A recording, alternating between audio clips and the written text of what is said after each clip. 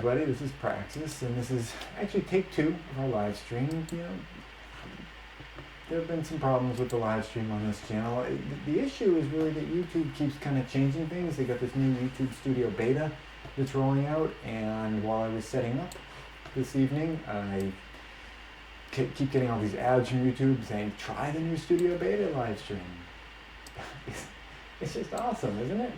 The way you can hear people talking and stuff. I don't know if it was the beta experience, but I do know that I went back to the classic live encoder, and now it's working. So it could just be a coincidence, or it could be just another one of the new YouTube Studio beta issues. So anyway, we do have a really cool show for you tonight. I've got a big clip of something that happened just this week. If you guys are aware, the series, the Project Homestead series, is about 1 month behind, but I'm totally thrown. But everything just went so smoothly earlier, and I apologize. Give me like 2 minutes and I'll be back. But I've just been hustling with tech issues just to get going again. Anyway, we've got a great video of the current state of the situation over at the fallout shelter or root cellar or whatever it is. By the way, Amber, do we have audio? Are we seeing audio? If you want to just go over to our live streamer. Yeah. We do have audio now. Okay, yeah. Good. Just want to confirm that. It worked in the test, but you never know. Such oof. I never know anyway.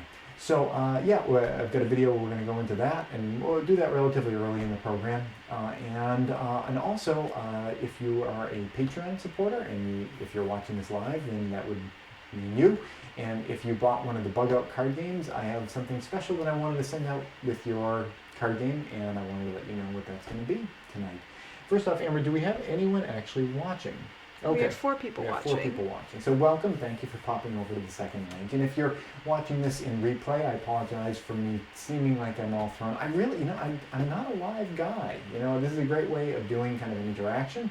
And that's why I do this. If you guys have a question on homestead building, retreat building, or anything related to any of that stuff, there's no better way of doing it, a back and forth than this way, I guess, other than in person. But that would just be untenable with plane tickets and all that kind of stuff. It would just be a full-time job for me to go to your house. So this is the best that I can do. And I think it's important to have an outlet, an access point to somebody that's gone through the process and is going through the process of building a homestead, building a retreat. If it's something that you're interested in doing yourself, there's no better textbook than a human being that's actually gone through things before. Because you can research things, you can get YouTube videos on them, but in terms of your own personal needs, your own personal experience, it's just so great to be able to talk to someone that asks someone. I always find people in my life where, someone that has expertise in something, and I think that they're real assets to me to just have someone on the other end of the phone that I can just call and ask a quick question to. For example, today I was doing some building on site. Pretty much every morning I go out there, as frequently as possible. I try to do a full day, but with River's coming with me. We do homeschool with him, so he's not at school during the day. He'll come with me, and it's important to get him out so that it's not like every day, day after day after day, he's there. Today we went to a pond area, go out with his friends, so we get together and do that kind of stuff. But I was there this morning, and I just had a simplest question about the width of a room. I was trying to place exactly where the wall was going to be. And I got to thinking about this is going to be a bedroom. Where's the bed going to be in this room? And the bed's going to be a queen-size bed. A queen-size bed, a mattress, is about 60 inches across. It's like roughly exactly 60 inches, but then you get like the size of the bed frame and all that kind of stuff. So it's about 60 inches wide and 80 inches long. So I was trying to figure out where I could put, the bed in the room. And I came to the realization that I didn't know the width of the doors that are going to go into the room. So I was able to just quickly call the architect and just ask him quickly, this is what I'm trying to do. This is the information I need. What is the actual width of one of the interior doors, so I can know the swing of it, so that I know you're going to be able to fully open the door. It's not going to hit the bed. It's kind of a small bedroom, kind of crammed into a corner, because Amber likes small bedrooms. So yeah, so it's just great to be able to ask someone a question. So if you have any questions about homestead building or any of that kind of stuff, or just stuff in general about what's going on, why is Amber wearing what color is your shirt, your sweatshirt? Teal? Yeah. Cyan? It's kind of like cyan. You know, why is Amber wearing a cyan shirt? Anything's open, open for discussion. But I'm going to focus on anything that's you know, related to homestead building and that kind of stuff. So in a little bit, I'm going to go into what we're talking about with the bug out game and the special promotion I have for you guys. I'm going to leave you like hanging on there. If that's the only reason you came here, sorry. We're going to do the B-roll video first. So Amber, you know where that is. This is something, like I said, I recorded earlier this week, and it is about the root cellar fallout shelter. Give you a little tour, and you get to see in there. So let's start that. Hey everybody, I'm here on site, and this is what this site looks like this week. As you guys know, in the series, the videos they're about a month behind. There's a bit of a lag on it, but this is the way the place looks right now this week. This is where we have the framing up to at this point. You know, we're still you're working on the second deck, but you're starting to actually be able to see doors and windows, stuff like that. We're still working on fill because we're getting the conduits and pipes going underneath. But this thing here is really in a pretty good shape.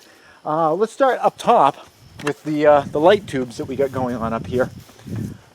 These are 4-inch conduit, and in an upcoming video I talk about how I do the mylar in these guys, but they've got these little, actually I put them down pretty firmly, but they've got these little caps on it, and then it's mirror all the way down, and inside of them is the mirror. Outside of them, I was thinking later on, I think I might take some chicken wire or some wire lath, secure it to these guys, you know, not with screws that would penetrate, but, you know, maybe even just kind of twisting it around, and maybe do some stonework around these. But I think I would do that after the ground kind of settles. If the rocks are going to be kind of resting on the ground, it'd be nice if the ground was kind of resting in somewhat of a permanent spot. But as you can see here, we got 5 of these light tubes coming around the side. This right here is not set yet. This is going to be the air vent that's going to bring fresh air down into the root cellar area. It's important, you know, if you have roots and crop vegetables and things like that, to have fresh air coming in so it doesn't just turn into a mold factory. Also, you know, you could have like radon accumulating in there, and, you know, whatever, you just want to be getting fresh air. And if you used it as a fallout shelter, obviously if you had a bunch of people in there, you'd want to have a source of fresh air. Now you wouldn't grab the air directly, like just raw from, you know, the outside air if you were in like a fallout kind of situation. I'll talk later about what I'm going to be putting on the end of this thing to be sending the air down, but that's where the vent comes up, and right now I've just got it kind of capped. Let's go inside and we'll check out how that's working out. It's kind of late in the day, as you can see, the sun's setting up over here. It's kind of dark, so the light tubes aren't going to really be rocking that hard. Careful on those stones, River. But, you know, we'll see what we got in here. The entrance here, it's kind of low. You got to kind of crouch down to get in. I like it because it's like a hobbit house. See? Not quite yet. I'm going to be putting maybe stonework on the black face of it there, and maybe kind of a hobbit door or something. But the door will be insulated to keep it cool in there. That's the root cellar talking. It's very echoey in here, but that'll change once we start getting, you know, like stuff in here, shelving and whatever. This is an airlock area that we're in right now, and then it goes into the main area. It looks pretty dark in there. Let's just see. Maybe I should have had a light for this. We'll see what it's like. You can actually see kind of the light tubes working a little bit. Yeah, you can kind of see something. The camera's kind of compensating for how it's a little bit dim in here. But you get a sense of the kind of space we have here and the light tubes. And I'm going to walk up to this light tube over here. And let's see, I'm going to get the camera around here so you can kind of see the amount of light that's coming through the light tube. And, you know, this camera is not particularly light sensitive or anything, but you get about this kind of light coming through these guys. So I can see reasonably easy in here, but it's, you know, it's kind of dim for the camera. But as you can see, there's plenty of room in here, plenty of head space in here. And I'm waiting for the camera to stop like being crazy. I'll give it a little more light on my face. Is it compensating? Okay, there we go. So you can see it's kind of decent space in here. River's shoes are lit up. You get both on there? Yeah, there you go. You put some white paint on the walls to try to get it so that there's just be a little bit more of a light feel in here. I'm going to work with that more. And I'm definitely going to be putting some electric lights in here later on. But in the daytime, when you have full sun on those the little light tubes, they're definitely, you know, they're working, and you can see reasonably well in here, even without electric lights. But you know, when you're outside and your eyes are all outside light adjusted, even going into your home, sometimes it's just really dark if you've been like out in the brightness. So you want electric lights if you're coming in from the bright area and then you're going to go in. But that's what we have going on right now. The next step for this is that we want to get the shelving in. That'll cut down on the echo, just having stuff in here. I think maybe we'll put like a rug down or something. Get some mosquitoes coming in. Ultimately, we're going to get a door on here. And in this area here, we're going to not be walking down all the way down to the floor here. I'm going to put a little deck area in the bottom here, because you can see it's a little step up right over here to go down in there. So I'll probably have a deck that goes level with this, and it'll just be a few steps to get in and out of there. And that's what we're looking at for the time being for this guy. We're definitely going to put doors on here. Just this morning when I was working on site, there was a frog. A frog had gotten inside there, and River saved the frog. Was able to get it out. But like animals go in there, you know, they have trouble getting out if they're small. And like honestly, you know, I've talked to River about this. It would not surprise me if we like went in there some morning and there was like a bear or something, like just, you know, making use of the space. So I'd like to get a door on there as soon as I can. So that's where this part of the process is right now. We've got it all hayed and everything and waiting for the kind of grass to grow in. You know, you're supposed to stay off the grass, but you know, I just let River run around because it's worth it to me to have the grass come in really patchy and have to reseed than be telling River that while I'm trying to work, it's like, oh, and by the way, you can't play in all these areas. I want him to have fun. I want him to enjoy himself. And like, you know, if he's stepping on some grass seed, it's like, it's worth it that I get the extra time in. I'll give you one shot here of the inside that we got going on there. But you can see it's coming along. Still a lot of work left. And this is what I was working on just the other day. We got the stucco work there. It's all covered up in plastic. I did that this morning. And getting the start of kind of the feeling of there's a door and there's the window that goes into the kitchen stuff. It takes a lot of work to do all this stuff. Here's the rock work around the greenhouse area. It's a fabulous amount of work. As I've been doing this, I've really been remembering how much work it was the last time that I did this. And it is. It's an enormous amount of work, but it's rewarding, it's enriching, and you know, it's going to create something wonderful and helpful and life-giving in the end. But in the meantime, it's a lot of work. Although, you know, I'm getting a lot of exercise. I'm feeling really good in terms of like just like my strength is up and everything, because I'm just all day just kind of carrying stuff around and everything. You know, sometimes I wake up a little bit sore, you know, here and there, and my hammering hand is just like there's some mornings I'll just start hammering and it's just like, oh man, I got a whole nother day of this. My hand's already tired. So there's all that, but it's like I think that it's really worth it, and I'm excited about it.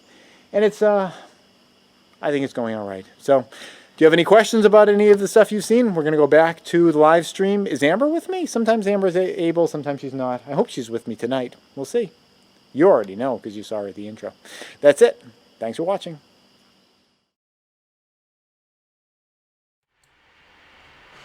All right, so I hope you guys enjoyed you know, that chance to kind of see where things are live. I know someone asked a question. What was the question that was asked? I think it had something to do with moisture, or was that for any chance of rain or flooding to protect the goods in there, that step? Oh, okay.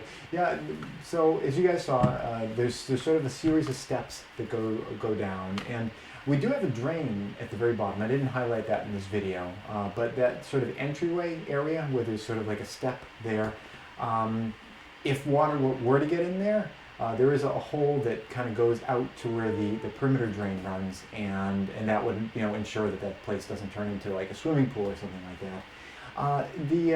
That wall there, it wasn't specifically for you know, keeping water out of the main area, although you're right, I suppose it would serve that purpose. What I was really trying to do was sort of like get where the root cellar's floor is here and the entry level floor is up here. I needed kind of like a way of getting down from, you know, the surface down to that level, and that was just sort of the way that it worked out. I wanted to like kind of have like one step there, so there'd like be a couple steps when you go into the structure, and then like, you know, one final step when you go down. But you're right, that's an added benefit, and you know, it just happened without me even realizing it. If you have any other questions about anything you saw in the video, or anything related to your own plans or dreams, or anything, you know, else that you've seen going on in the project, please feel free to let me know, and Amber will let me know if you have any questions, you know, related to any of that stuff. But while I'm waiting, I figured I would share with you guys what's going on with that, you know, that special giveaway for anyone who is a Patreon supporter and bought a bug out card deck. Now, I'm not sure if any of you guys are, you know, fall into that category. There were like 80 people or so that bought it, and I kind of lost track of like whose names are who, so I kind of forget, you know, who may or may not have ordered a deck. But if you are someone that ordered a deck, what I've been wanting to like just do something for you guys. I feel like I just don't give back enough to you guys. I know we do these live streams, and I give you a chance to, you know, not be in like the long line of the regular Praxis, you know, live streams, which it's really not that long of a line. Like, we got 4 people here. We have 4. Yeah. So 4, 5, 6. There's 6 of us here right now. I think for the regular Praxis live streams, like the live section of it, I usually about 100, somewhere between 100 and 200 people end up actually watching it ultimately in the end. Which is kind of like a shame for how important I think the series is. I know it's not exciting, it's not like Alien Invasion or whatever, but it's like so many people talk about being interested in doing exactly this thing, but not enough to really watch it. So good for you guys for having the enthusiasm to sit through these boring live streams and the boring video series. And it is boring, you know. I try to jazz it up a little bit, and Waldo shows up, and there's that sniper in the ghillie suit. I don't know if that's how you pronounce it, but like, you know, the suit where he's like all covered in leaves. Yeah, I try to jazz it up a little bit and like, you know, bring some of my just snazzy personality.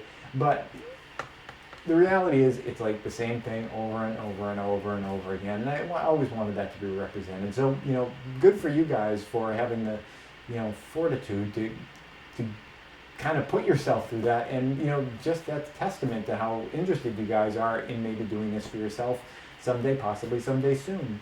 So anyway, long story short, I never feel like I do enough for you guys. So I was thinking, like, you know, people who have been supporting the channel, like, what can I do for them, like, that also bought the bug out game? And I came up with an idea, which is probably pretty awful, maybe, but it's the best I can come up with. Just a heads up, with the sound right now, you have background noise like static, just for a heads up. Okay, if anyone else notices static in the background, that would not surprise me at all, given the technical issues. Maybe it might just be your issue. It's like, that's the way it is with tech stuff. It's like, you kind of like, you don't know where it's actually popping up. But we already had an audio issue earlier in the program, so maybe there's another one coming up again. Please, other people, let me know if your audio is clear or if it sounds awful, and then we can maybe track down where the problem is. So anyway, yeah, I was wondering what I could do for you guys, and I don't know if this is a good idea. I don't know if you're interested in it at all, but what I was thinking is all of the cards in the game, I hand drew. I think I mentioned that in one of the posts that I did. River was playing at like this kind of a children's museum. It's like a play place. They got like a tower to climb in, and we get together with all his friends there, and I would oftentimes do the drawing of the cards right there, and I would always draw them actually right in the book that I had for writing that note. I would draw them in this. I like to hand draw stuff. I do the coloring in the computer, but I like to, you know, actually touch the paper and have a pencil, and I can rotate the paper around. I know you can do that with like a tablet and everything, but I don't own a tablet. I do own paper. It's very inexpensive, and I like the feel of that. And all of the cards originated in paper form. So I've got, like, this is the like the dude that gets cold or whatever, and here's the girl that gets lost, and that's uninteresting but part of the game. It's just like a hiking guy. All the cards originated that way. And I've got these, and I didn't know if maybe people would be interested in, I could take these and like sign them and be like, hey, thank you very much for helping out with the card game. So that was what I was thinking. So if you are interested in that, and you are a Patreon supporter, and you are you know, a purchaser of the bug out card game back from the fundraiser and everything, please let me know your username on Kickstarter. Down in the Patreon feed where I asked the question, let me know what your username is, and I will make sure when I'll like match the username to the right person's address, and I will make sure that I send you one of these. I don't know if it's all that exciting, but I mean, it's kind of neat. They're the originals, hand drawn and everything. So that's it. I was hoping that, you know, I could just do something, a little something. And, you know, some of them are more cool than others. Like there's, for every like guy, there's, and I guess the compass is cool. I'm trying to find like the awful ones, like the punishment ones. Like if there was someone that I didn't like the ones that one I would send to, okay, well the medical kit's kind of neat. Trail bar is not that exciting, but there's an even worse one, yeah. The sperm, you know. It's a match. But uncolored, it's like, it's just like a sperm, except it has like a weird extruded square tail. Stop it. Stop it. Seriously. I mean, Stop. you know, the audio is bad enough as it is. I don't think we... Okay, yeah, so this is like the punishment one. I'll throw them all out. You know, you can punish someone else and re-gift that to someone. So anyway, do we have any questions about homestead building, retreat building, or any of that kind of stuff? If not, I can let you guys know what's been going on. We've actually started to run into some... That's exciting. Thank you. Make sure they are signed. Oh yeah, I'll make sure that they're signed. I'll sign some of them twice even. Does that have any value? I don't think so. Yeah, so if there are no questions, if you wouldn't mind checking if there's any questions, I could catch you guys up, because there's some irritating things starting to come up in the process. And if you guys remember, the beginning of the series was all like me being irritated because contractors weren't showing up, and there was this and that and the other thing. And then I got really elated because I, you know, had a foundation I could start building, and I was like, oh yeah, this is great. But now there's starting to be some irritating things creeping back in. And one of them is relating to town boards and stuff, where there's like paperwork that was supposed to have gone through and been like done like way early in the process related to the installing the septic system, where I just recently got notification from them that like there are parts of the application that are problematic, and parts that they're missing that like someone I hired was supposed to send to them, but they didn't send to them. One thing in particular is that they needed to get a well permit application.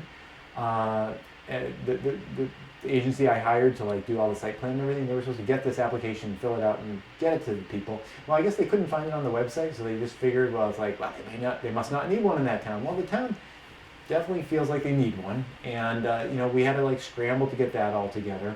And in addition to that, I found out that the person that was going to be installing our septic system, even though we got approval to do it, and I have the paperwork, they sent me like, you're approved to go.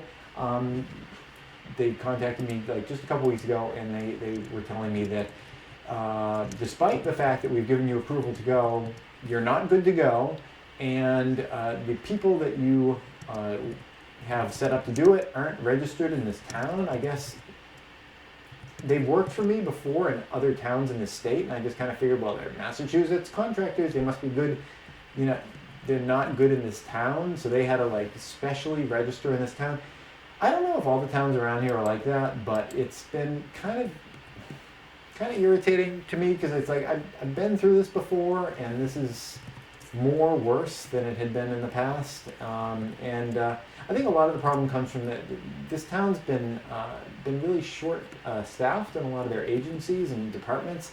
Many of them had been decapitated. The highway department, for example, there was no head of the highway department for months and months, and you need to get approval from the highway department to put in a driveway. It's kind of a rubber stamp process. It's sort of like just, they're only going to turn you down if you want to put a driveway in like the worst possible place that you possibly could imagine. Like you have property and the road kind of comes around like this, and it's coming down a hill, and you want to put it like, you want your driveway to be like around a blind spot at the bottom of a really steep hill where people are likely to be going fast.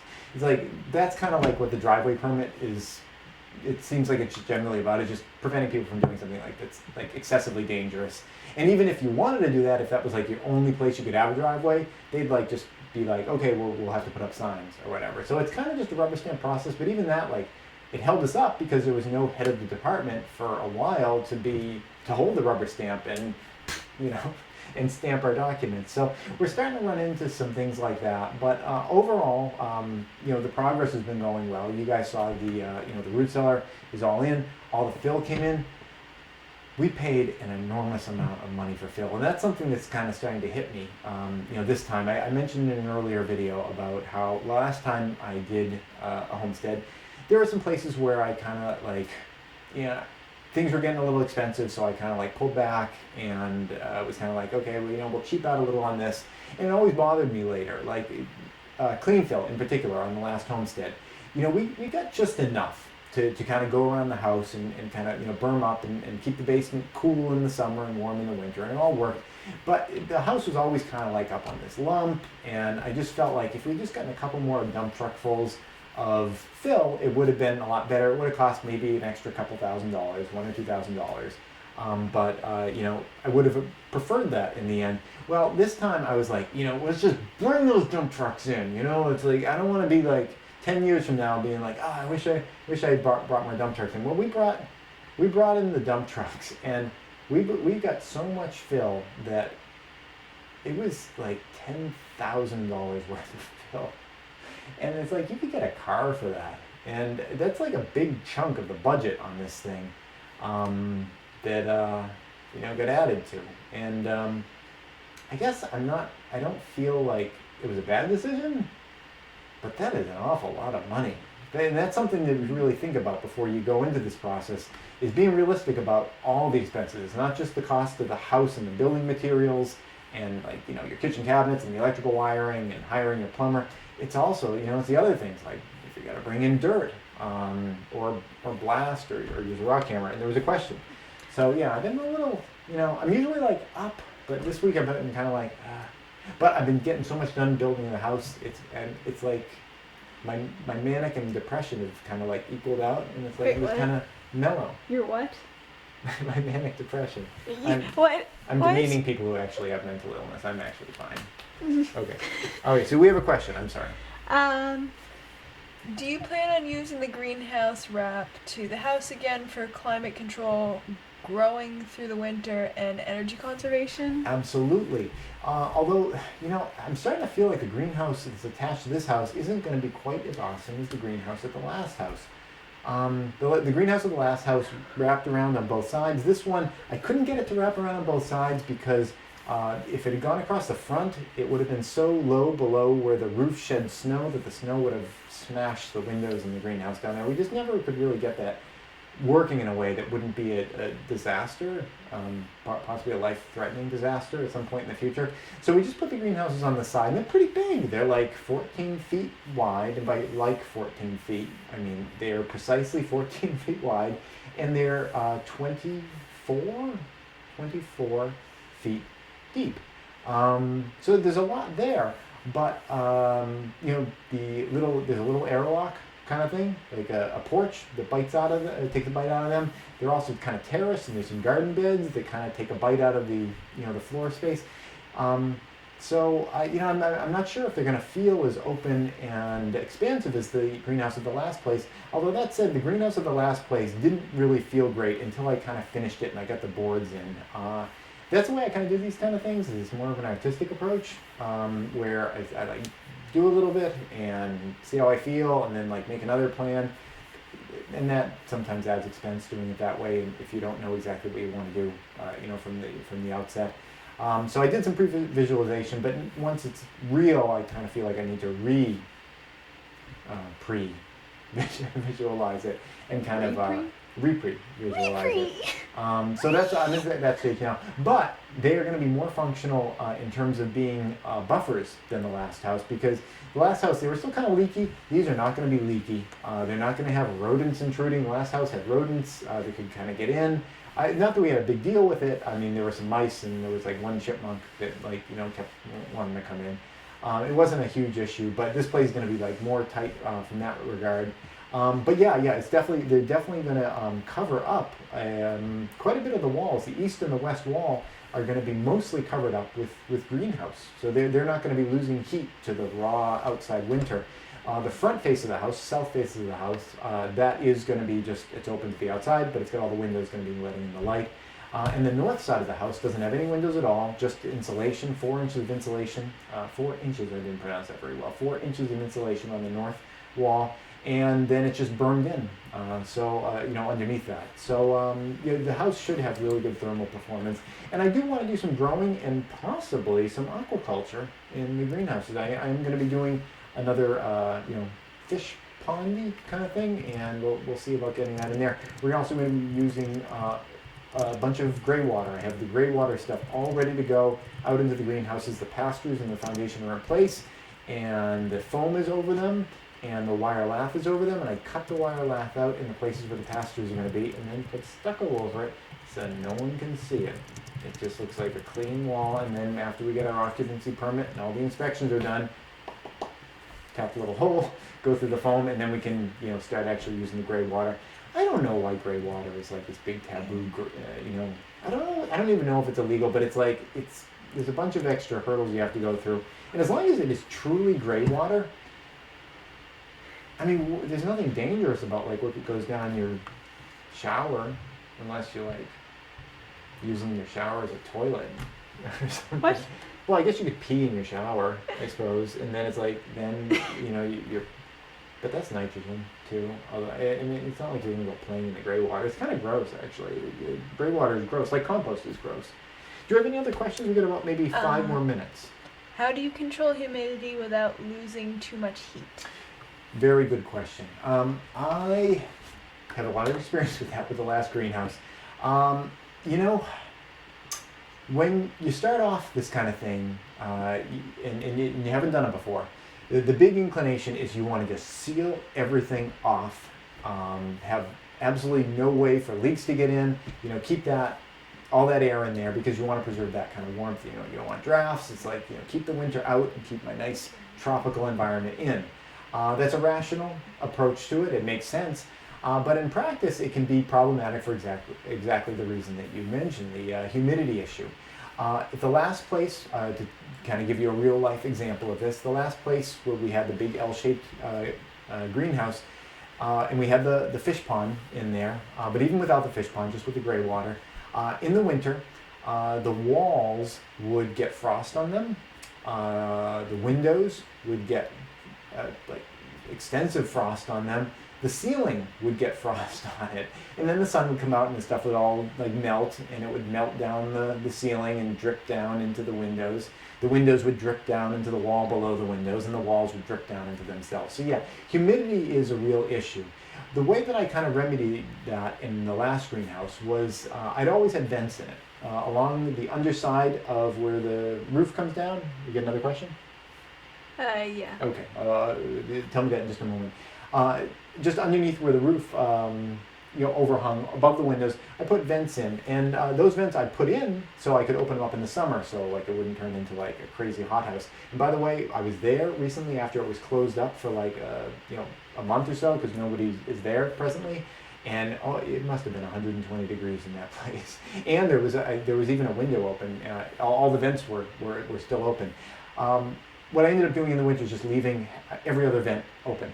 And that kind of allowed the air to cycle through. But surprisingly, you kept a lot of the heat because the sun would come in through the windows, hit the ground, absorb into the dirt, and you really kept quite a bit of the heat. Air doesn't hold that much thermal energy. It doesn't have that much thermal mass. Thermal mass is held in things that have a lot of mass. Dirt, water, rocks, things of that nature. If you're losing some air here and there, I mean, it feels like a little bit of a cold draft, but so you pay for it a little bit in that respect, but you get so much back in terms of having the fresh air, not having all that massive humidity and everything. And like I said, you're not really losing that much heat when you do it that way. Could you close them all up and have a little more heat? Yes, but you really pay for it. You can get machines that'll do like air exchanges and kind of heat transfer during the air exchange, and we are going to get one of those for the house. But I'm not going to bother with it for the greenhouse because it works really fine just to have some vents and let the air kind of circulate itself, and it still stays pretty warm in the greenhouse even like that. We have another question? The wood burner helps in winter to keep things dry, right? The wood burner will. The reason that wood burners, wood stoves, fireplaces, things like of that nature, make the interior space of a house dry, is because in the winter the air outside your house is dry. Warm air can hold more moisture than cool air can. That's why when you are like outside and it's cold, you have warm air that's saturated with moisture coming up out of your mouth. And on a warm day, you don't see your breath, but on a cold day, you breathe out and you can see the water all starts condensing, because as your breath cools off, it can't hold as much moisture as it could before, so it condenses into a fog. And that's why you don't see that on a warm day, because the breath comes out, it doesn't cool off, and it can hold the dissolved moisture just as well as anything else. So air outside during the winter is drier because it's colder, it can't hold as much humidity. The reason that makes your inside of your house dry when you have a wood stove is because when you burn wood in a wood stove, or dead bodies or whatever, I'm trying to get this video demonetized.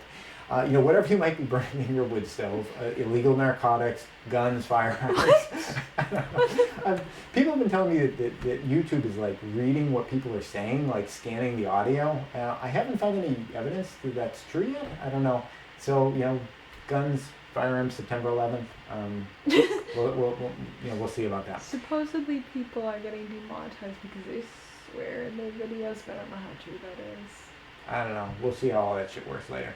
Okay, so when you are burning stuff in your wood stove, all the gases and everything are going up through your chimney, they're exiting your house. The wood stove can't turn into a vacuum. It has to bring in new gas to replace everything that just went up your chimney.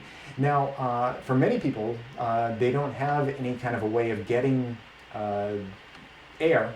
combustible gas, directly to their wood stove. I did that in the last house, and I'm doing that again in the house that we're building. That's called an outside air adapter, and it's just a vent or a hose or a pipe, a conduit or something that just goes from outside and then goes into like the back of wood stoves. Will oftentimes have a little port for it that'll just click right on. So all the air that is going into the burning chamber is coming from outside, so it's getting a supply from outside. If you don't have that, it needs to get the air from somewhere, and it's getting it from your house, and your house isn't going to turn into like a vacuum and everybody's going to have their eyeballs pop out of their head and they're all going to die from decompression. The air is going to be made up from somewhere, and it gets made up from every window and every crack and every door, and every little hole in the house is drawing in air from the outside. So the reason that your house's air in the wintertime gets dry isn't because the wood is like doing, like the heat's coming out and it's like drying out your air. It's because the wood stove is throwing all your air up the chimney, and that air from outside, which happens to be dry, is coming into your house and then warming up, and as it warms up, it suddenly can absorb more moisture because it only had a very small amount of moisture when it was outside. It comes inside, it warms up, and suddenly it's really dry air, and then it's pulling its moisture from your lips and your knuckles and our bodies and everything. So that's why people's houses can get dry due to a wood stove. But if you have an outside air adapter, none of that stuff applies unless you didn't hook it up properly, and you keep all of your air inside. And it can actually be a problem where you get too much moisture in the winter because of that, cooking and stuff like that. Do we have another question? I think this will be the last question, then we're going to have to call it a night. I don't know what this word is. Any experience using coal briquettes to control humidity? Coal? I don't know what the word is. You have to read it. I don't know. Briquettes. I don't know. Charcoal briquettes. I've not done that before. My sense is you kind of need a lot of it because the humidity goes into the charcoal, and I mean I can only imagine it would only be able to hold so much of it. Maybe if you had like some big bags of it, and you kind of rotate it, you got like a big bag in each room, and then you like bring them outside so they can vent it off. I just don't have any experience doing that, so I don't have any advice for you at all. And that's a good note to end on. It's just representative of the channel in general. Yeah. Me not having any advice for people, just essentially wasting your time. But thank you very much for spending your time with me this evening. I'm sorry for the false start earlier. And like I said, if you are a Patreon supporter, and you are if you're watching this live right now, obviously. And if you bought one of the Bug Out games, let me know in the appropriate section on the Patreon page. I put a post and it said like, give me your name or whatever. That's where you put your name. Put it in there so I'll know. And then when the card games come in, I will be. I guess I'll just divide up the number of pictures by the number of people that it applies to, and then send them out. And someone's gonna get that match. No. Sorry. That's it. Thanks so much for watching, and I'll see you next time. Please subscribe and tune in every Friday at 4:30 New York time for a new video. And if you'd like to support this channel, you can do so both through Patreon or PayPal.